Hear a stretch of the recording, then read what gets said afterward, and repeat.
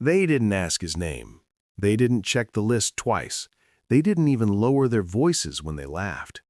In a room filled with billion-dollar egos and champagne glasses worth more than rent, one quiet man was judged in less than 5 seconds.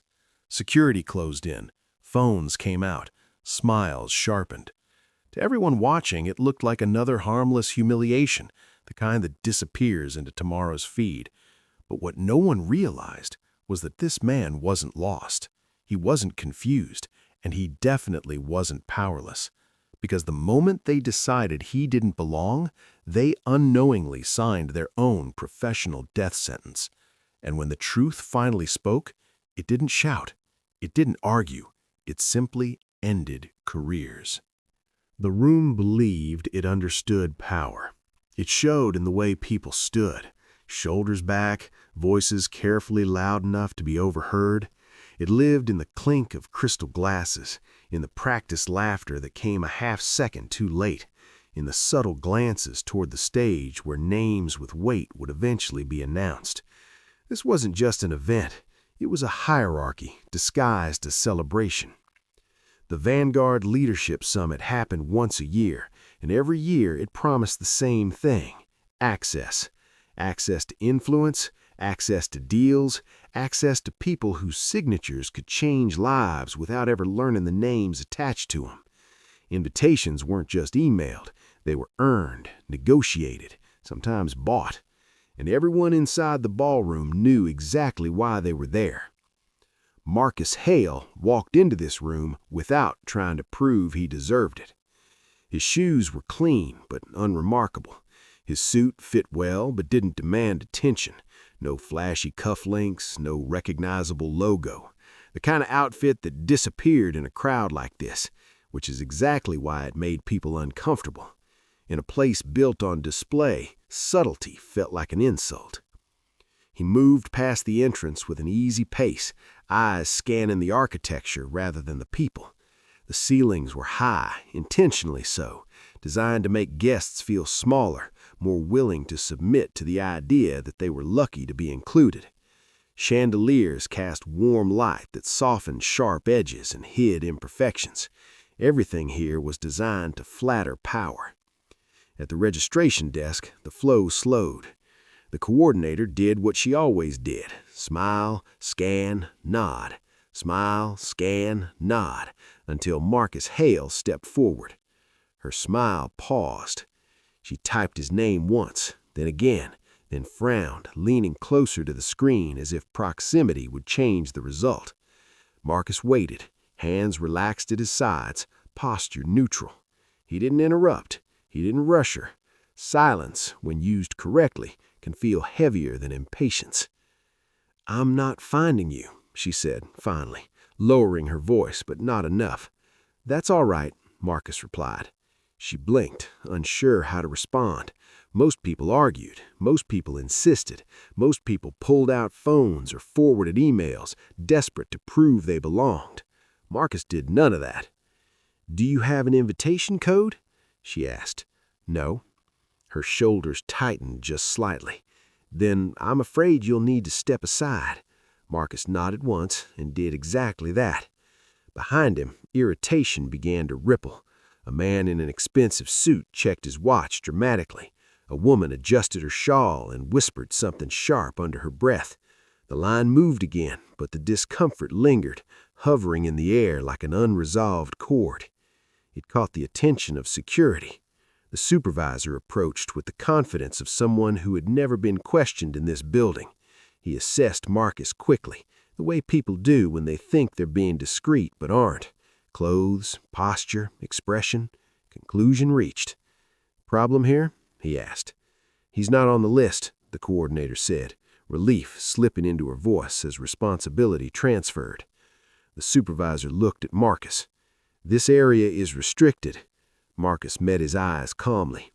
"I understand." That response threw him off. He expected resistance, embarrassment, apologies. Instead, he got agreement. "Then you'll need to step off the floor," the supervisor said, already gesturing toward the side corridor. Around him, conversation slowed.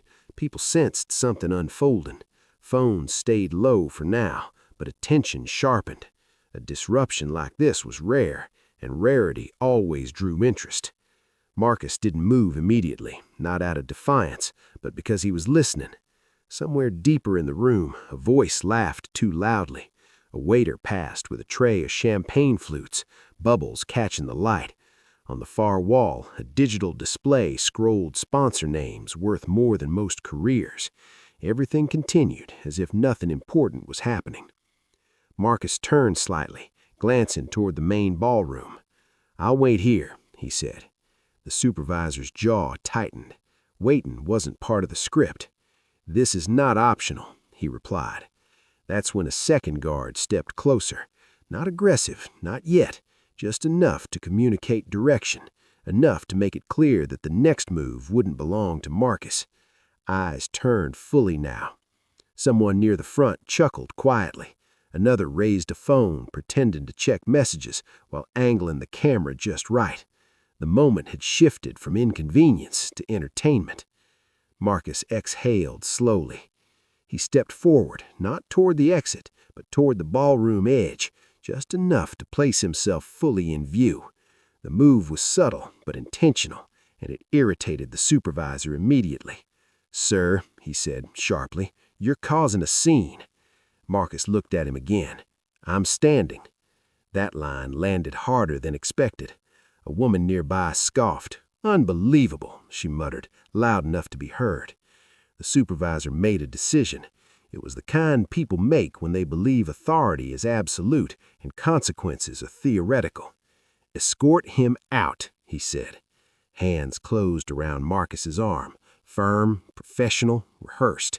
Cameras came up now without shame. This was content. This was the kind of moment people posted with captions about entitlement and security doing its job. Marcus didn't resist. That confused some people. It disappointed others. Resistance would have justified the narrative they'd already written about him. His compliance disrupted it. As he was guided toward the corridor, conversations resumed behind him, lighter now, satisfied. The system had corrected itself, order restored. No one noticed the man on the far side of the room lowering his phone slowly. No one noticed the sudden stillness at the tech table near the stage. No one noticed the way a senior event director froze mid-sentence as color drained from his plablet as a name appeared on his tablet. Marcus felt the shift before he heard it. The grip on his arm loosened.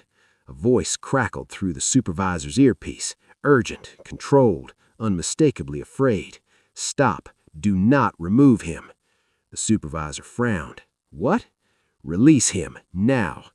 Silence stretched thin. Marcus stopped walking. The guard's hand fell away completely. The room, moments ago buzzing with superiority and amusement, began to quiet, not because someone demanded it, but because something unspoken had changed direction. Marcus turned slowly. For the first time since he entered the building, people really looked at it. And somewhere between confusion and realization, the first crack appeared in the story they thought they were watching. The silence didn't arrive all at once. It crept in, uncomfortable and confusing, like a room realizing it had laughed at the wrong moment. Conversation slowed, then stopped entirely. Glasses hovered midair. Screens dimmed as phones were lowered, not out of respect, but uncertainty. The security supervisor stood frozen, his authority suddenly weightless. He touched the earpiece again as if it might correct itself. It didn't. "Stand by," the voice repeated, sharper now. "That is Marcus Hale. Do not touch him." The supervisor swallowed. Marcus straightened his jacket calmly, smoothing a wrinkle that didn't need fixing. The gesture wasn't dramatic, but it felt final, like a period at the end of a sentence no one realized they were writing. People leaned in, not forward, inward. The kind of lean people make when they realize they might be standing on the wrong side of something important. "Who is that?" someone whispered. "I thought he wasn't on the list. Then why did they stop everything?" Near the stage, the event director rushed forward, face tight with forced composure. He took the microphone from its stand without ceremony, tapping it once even though it was already live. "Ladies and gentlemen," he said, voice strained, "please remain where you are." That alone was enough to raise alarms. This crowd wasn't used to being told to remain anywhere. The director glanced toward Marcus, then back at the audience. "There appears to have been a misunderstanding." A low murmur rolled through the room. Marcus took a step forward, not because he was called, but because space opened for him. People moved without realizing they were moving, instinctively clearing a path. Power does that. Real power doesn't ask. The director cleared his throat. "The individual who was just escorted is Marcus Hale." A pause. Then another. "And Mr. Hale is, as of last quarter, the majority stakeholder in several initiatives represented in this room." The name hit like dropped glass. Executives stiffened. Investors exchanged looks sharp enough to cut. Northbridge wasn't just a company, it was a force. Silent, relentless, the kind that didn't attend summits to network. It reshaped industries from rooms no one was invited into. Phones rose again, but this time the cameras didn't point at Marcus. They pointed at themselves. The security supervisor stepped back as if the floor had shifted beneath him. The coordinator at the desk looked physically ill. She hadn't just denied entry to a guest, she had dismissed the person whose firm quietly owned controlling interests in 3 of the event's top sponsors. Marcus met the director's eyes briefly, not with anger, not with satisfaction, just acknowledgement. The director nodded, sweat visible now. "Mr. Hale is also, as of last quarter, the majority stakeholder in several initiatives represented in this room." No applause came. No one dared. At the edge of the crowd, a man in a silver tie laughed nervously, then stopped when no one joined him. A woman whispered, "This can't be real," as if disbelief could undo what had already happened. The security supervisor found his voice. "Sir, we were not informed." Marcus finally spoke again. His voice wasn't loud. It didn't need to be. "You weren't meant to be." That sentence landed heavier than any accusation. He turned slightly, addressing the room without fully facing it. "I came to observe." The director flinched. "I wanted to see how decisions were made when no one thought they were being watched. Who was questioned, who wasn't, how fast authority moved when it believed it was justified." Eyes dropped. No one interrupted him. "I didn't announce myself because I didn't want courtesy. I wanted accuracy." Somewhere near the bar, a glass shattered. No one reacted. The security supervisor stepped forward again, panic breaking through professionalism. "Sir, please accept our apology. This was an error in procedure." Marcus turned to him fully now. No, it wasn't. That single word erased the comfort of excuse. "This was efficiency," he said. "You acted quickly, confidently, without verification. That's not a mistake. That's a habit." The security supervisor opened his mouth, closed it. The director interjected desperately. "We take full responsibility. This does not reflect our values." Marcus tilted his head slightly. "Values aren't printed on banners. They're practiced when it costs something." The room felt smaller now. Marcus walked towards the stage, not invited, not stopped. Each step sounded louder than the last, not because of the floor, but because of the weight following him. He took the microphone gently from the director's hands. The man didn't resist. "I won't be staying long," Marcus said. "I never intended to." A breath rippled through the crowd. "But before I leave," he continued, "I want to be clear." He looked across the room, not singling anyone out, which somehow made it worse. "Some of you watched what happened and said nothing. Some of you recorded it. Some of you smiled. No one denied it." "I don't need apologies," Marcus said. "I already saw what I came to see." He handed the microphone back. Security stood motionless, unsure of whose orders still mattered. Marcus turned and walked back towards the entrance. This time, no one reached for him. No one blocked him. The path opened wider than before. As he passed the coordinator's desk, she whispered, "I'm so sorry." Marcus stopped. He looked at her gently. "Be better next time, to the next person." Then he walked out. The doors closed behind him, sealing the room in a silence that no keynote speaker could fix. Inside, Careers quietly recalculated their futures. Outside, Marcus Hale stepped into the night air, expression unchanged. Because the reveal wasn't the end. It was the beginning of the consequences. The room didn't recover after Marcus Hale left. It pretended to, of course. That's what rooms like this do. They refill glasses, they restart music, they smile again. But something permanent had cracked beneath the polish, and everyone could feel it. The director stood on stage a moment longer than necessary, fingers locked around the microphone as if it might anchor him to control. When he finally spoke again, his voice sounded thinner, less rehearsed. He introduced the next speaker, but the applause came late and scattered, like people clapping out of obligation rather than belief. Conversations restarted in fragments. Did you know? No. Did you? I thought he was staff. I assumed he was lost. Each sentence carried a quiet confession. At the bar, a senior partner stared into his drink, replaying the moment he'd laughed under his breath when security stepped in. Across the room, a venture capitalist deleted a video from her phone, hands shaking slightly as if the act might erase her participation. It didn't, because while Marcus had walked away, the cameras hadn't stopped rolling. By the time the first keynote ended, clips were already circulating in private group chats. No captions yet, no commentary, just footage, raw, uncomfortable, impossible to misinterpret. Security escorting a man out, laughter in the background, then silence, then realization. Inside the building, the supervisor was called into a side room. The door closed softly, but not softly enough. People watched anyway. They always do. The coordinator sat frozen at her desk, staring at the screen she'd checked 3 times. The list hadn't changed. The name had always been there, not missing, just buried under a designation few people bothered to understand. Official observer, principal. She swallowed hard. On stage, panels continued, but the words fell flat. Every discussion about leadership, inclusion, vision felt exposed, hollow, like a speech about integrity delivered by someone caught lying moments before.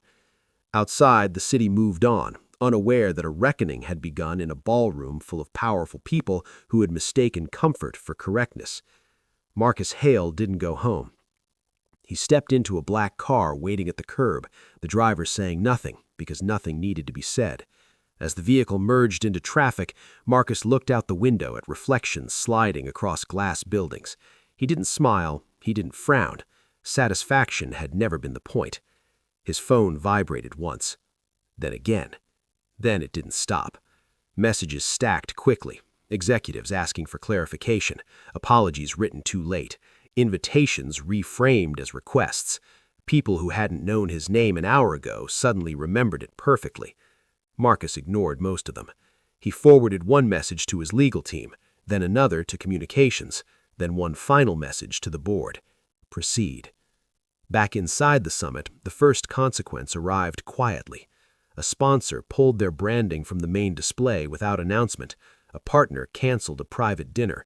A keynote speaker left early, citing scheduling conflicts no one believed. By morning, the consequences arrived loudly. Trade publications picked up the footage. Headlines avoided accusations but didn't need to name them. Words like oversight and incident did heavy lifting, while readers filled in the truth themselves. By afternoon, statements were released. The summit issued an apology for procedural failures. Security announced internal reviews. Sponsors promised to reevaluate alignment.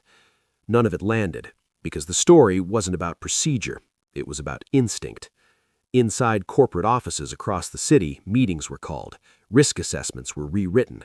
Compliance teams scrambled not to fix behavior, but to document distance. The supervisor resigned before he was asked to. His resignation letter cited pressure. No one corrected him. The coordinator was offered retraining. She declined and quit instead, not out of anger, but exhaustion. She didn't want to be faster next time. She wanted to be different. At Northbridge headquarters, Marcus finally sat down. The board meeting lasted 12 minutes. He didn't demand firings. He didn't issue ultimatums. He didn't raise his voice once. He simply asked questions. Why were observer credentials flagged as low priority? Who approved security protocols that rewarded speed over verification? How often had this happened before without a camera present? The silence that followed those questions felt familiar. Action items were assigned, policies changed, partnerships dissolved quietly, efficiently, without drama. Northbridge didn't release a statement. It didn't need to. The message had already traveled. Across industries, invitations were redesigned, security training manuals expanded, diversity slides were replaced with accountability frameworks, not because people had suddenly evolved, but because exposure had become expensive. 2 weeks later, the summit tried to move on.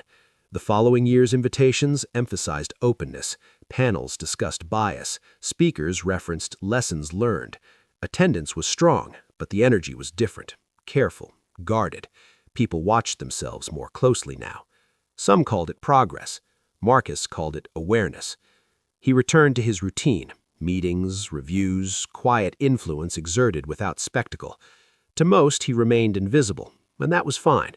But occasionally, at much smaller and less impressive events than the Vanguard Summit, Marcus noticed something change. A pause at a desk, a second look, a question asked instead of an assumption made. Those moments mattered more than headlines ever could, because the lesson wasn't about a man being powerful. It was about people forgetting that power isn't always announced. Sometimes it enters a room quietly. Sometimes it waits to be misjudged. Sometimes it lets you reveal who you are before it reveals what it can do. And when that happens, the consequences don't arrive with anger. They arrive with clarity. And clarity, once seen, cannot be unseen.